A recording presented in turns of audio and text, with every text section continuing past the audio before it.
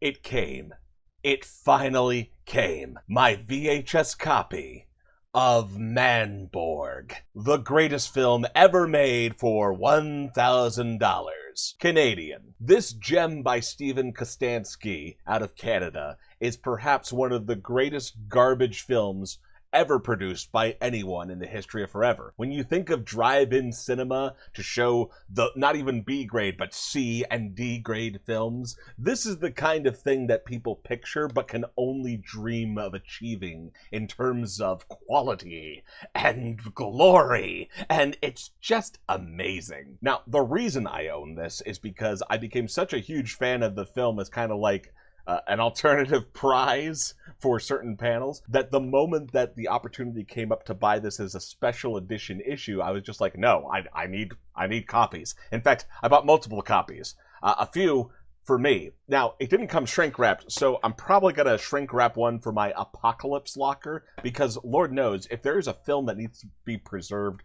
for after the apocalypse, it's Manborg. Manborg is 70 minutes of glorious chroma key cheese, which has casually thrown together action scenes in the same vein of later wondrous pieces like Kung Fury, but with some stop-motion animation thrown in for flavor, which I'm pretty sure is where the majority of the budget went. In fact, the makers have been quoted as saying that most of the stuff they came up with in terms of costumes and props were actually made from, like, garbage and had to be glued back together sometimes, and sometimes they would actually have props that they had to cannibalize and remake for a different scene over and over again. Manborg is the tale of a man and his brother fighting in the last war against the demon horde, and unfortunately they lose, but one man is kept and revived in a Frankenstein-like glorious moment into Manborg.